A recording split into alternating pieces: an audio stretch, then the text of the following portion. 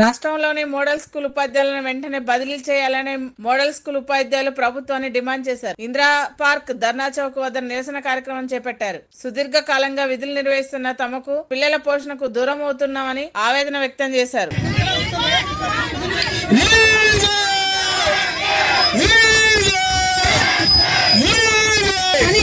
పిటిషన్లతో సంబంధం లేకుండా ట్రాన్స్ఫర్లని 15 మంది పిటిషన్లతో సంస్థలను వెంటనే.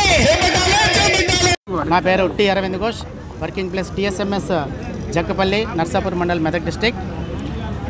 గత 2013లో కాంగ్రెస్ గవర్నమెంట్ చేత స్థాపించబడిన ఈ ఆదర్శ పాఠశాలలు ఏదైతే మోడల్ స్కూల్స్ అంటామో వీటిల్లో ఇప్పటికీ 11 సంవత్సరాలు అంటే దశాబ్దం దాటిపోయి ఇప్పుడు పుష్కర కాలంలోకి ఎంటర్ అయిపోయాము. 11 సంవత్సరాలు పూర్తయి 12వ సంవత్సరాలు ఎంటర్ అయిపోయాము. ఇప్పటికీ ఒక్కసారి కూడా మాకు ట్రాన్స్ఫర్స్ కానీ ప్రమోషన్స్ కానీ హెల్త్ కార్డులకి ఏ బెనిఫిట్ కూడా మాకు కలగజేయలేదు. చాలామంది టీచర్స్, చాలామంది లేడీస్ ఎంప్లాయీస్ అయితే వాళ్ళ బాధ వర్ణాతీతం.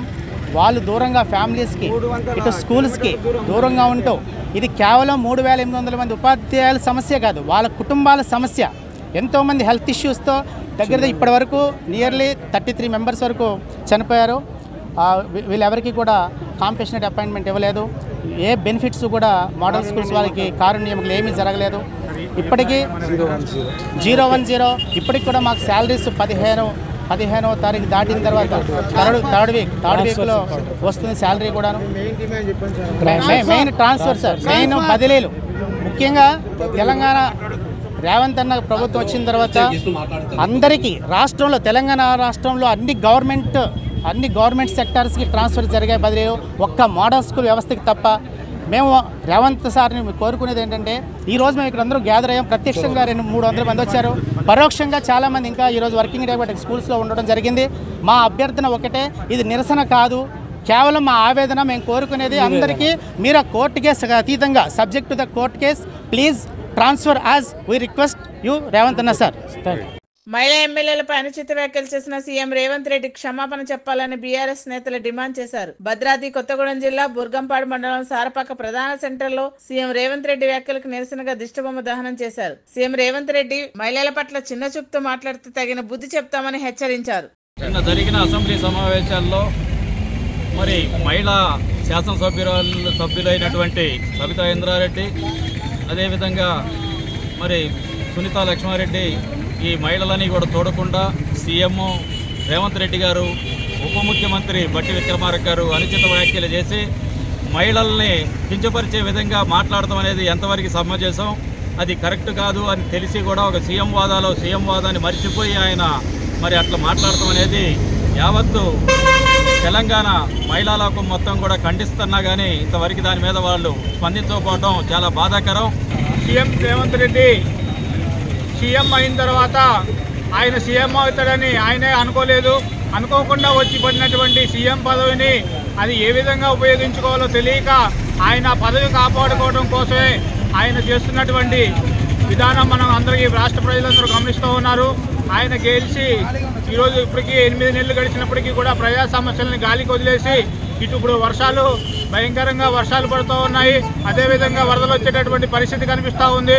గ్రామాల్లో ఇప్పటి వరకు పారిశుద్ధ కార్యక్రమాలు ఏవి చేయకుండా అసలు ఈ పనులన్నీ పక్కన పెట్టేసి కేవలం గవర్నమెంట్ని కాపాడుకునే పనిలోనే ఈ మంత్రులందరూ కూడా ఈ ప్రతిపక్ష ఎమ్మెల్యేలని కొనేసి పార్టీని కాపాడుకునే పనిలోనే ఉన్నారు తప్ప రాష్ట్ర ప్రజలకు ఇచ్చినటువంటి 6 గ్యారెంటీలు కానీ ప్రస్తుత పరిస్థితుల్లో ప్రజలు ఎదుర్కొంటున్నటువంటి సమస్యల పట్ల వీరికి ఎటువంటి చిత్తశుద్ధి లేనట్టు కనిపిస్తా ఉంది. తెలంగాణ ఆడబిడ్డలు బీఆర్ఎస్ పార్టీ సీనియర్ మహిళా శాసనసభ్యులు సబితా ఇంద్రారెడ్డి, సునీతా లక్ష్మారెడ్డిల పైన సీఎం రేవంత్ రెడ్డి చేసిన వ్యాఖ్యలకు నిరసనగా బగ్గుమన్న చెన్నూరు బీఆర్ఎస్ నేతలు రేవంత్ రెడ్డిని వెంటనే తన వ్యాఖ్యలను ఉపసంహరించుకోవాలని అసెంబ్లీ సాక్షిగా తెలంగాణ ఆడబిడ్డలకు బేషరతుగా క్షమాపణ చెప్పాలని డిమాండ్ చేశారు. నిరసనగా చెన్నూరు పట్టణంలో సీఎం రేవంత్ రెడ్డి దిష్టిబొమ్మ దగ్ధం చేశారు. ఏదైతే నిన్న అసెంబ్లీ సాక్షిగా ఈ యొక్క రేవంత్ రెడ్డి మన రాష్ట్ర ముఖ్యమంత్రి అని చెప్పుకోవడానికి నిజంగా సిగ్గుగా అవమానంగా ఉంది. మన తెలంగాణ ఆడబిడ్డలు, అది కూడా శాసనసభ్యురాలైనటువంటి సబితా ఇంద్రారెడ్డి గారు కానీ సునీతా రెడ్డి గారిని కానివ్వండి, ఇద్దరిని కూడా అవమానించే పదజాలతోని ఈ యొక్క వీరిని నమ్ముకుంటే మీ బతుకు బస్టాండ్ అవుతుందని చెప్పి ఒక మహిళల పట్ల సభా సాక్షిగా దురుసుగా మాట్లాడిన రేవంత్ రెడ్డికి నిరసనగా ఈరోజు రాష్ట్ర వ్యాప్తంగా కేటీఆర్ గారి పిలుపు మేరకు రేవంత్ రెడ్డి గారి దిష్టిబొమ్మల దహనం చేద్దామనుకుంటే ముందస్తు అరెస్టు చేసి ఈ పోలీసు వాళ్ళు ఈ యొక్క కాంగ్రెస్ ప్రభుత్వం ఇది ప్రజాపాలన అనే పేరుతోని ప్రజలను వంచిస్తూ ప్రజల్ని మోసం చేస్తూ ప్రజలకి అబద్ధాల మాటలు చెబుతూ ఈ యొక్క రాజ్యాంగాన్ని తుంగలో తొక్కుతూ ఈ యొక్క ప్రభుత్వాన్ని నడిపిస్తున్న రేవంత్ రెడ్డికి ఖచ్చితంగా ప్రజలే గుణపాఠం చెప్తారు. మరీ ముఖ్యంగా మహిళల్ని ఆడబిడ్డల్ని అవమానించిన ఈ రేవంత్ రెడ్డికి ఖచ్చితంగా రేపు జరగబోయే ఎటువంటి ఎన్నికలైనా కూడా భవిష్యత్తులో ఆడబిడ్డలే చెప్పుతోని కొట్టేటట్టుగా అతనికి ఓటుతోని ఖచ్చితంగా అతన్ని కిందకు దించి మరి ఆడబిడ్డలంటే రాష్ట్రంలో ఏమవుతుందో అనేది నిరూపిస్తారని చెప్తా ఉన్నాను. ప్రజాపాలన అని చెప్తా ఉన్నారు మీరు. ప్రజాపాలన కాదు, ప్రజల్ని రోడ్డు కీల్చే పాలన.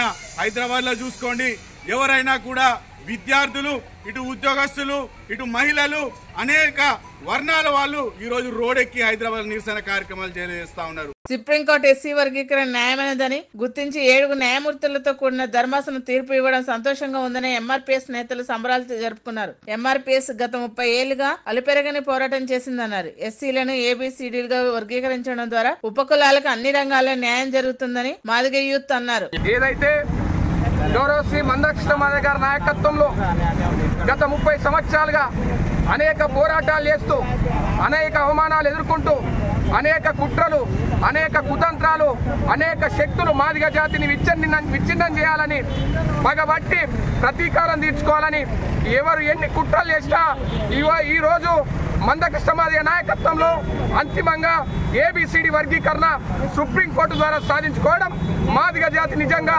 గర్వకారణం.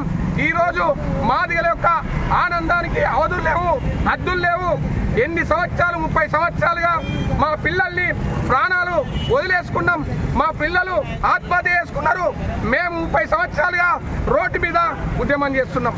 ఏ రోజు కూడా మా ఆత్మస్థైర్యాన్ని దెబ్బతీసే ప్రయత్నం చేసినా ఏ రోజు వెనక్కిపోకుండా మందకృష్ణ మాదిగ నాయకత్వంలో 30 సంవత్సరాలుగా పోరాటం చేస్తున్నాం. ఏదైతే 5గురితో సుప్రీంకోర్టు ఏదైతే రాష్ట్ర ప్రభుత్వం కోర్టులో కొట్టేయడం జరిగింది, హైకోర్టులో కొట్టేసినటువంటి ఈరోజు ఆ జడ్జిమెంట్ ని ఈరోజు కృష్ణన్న నాయకత్వంలో సుప్రీంకోర్టుకు పోయినాం.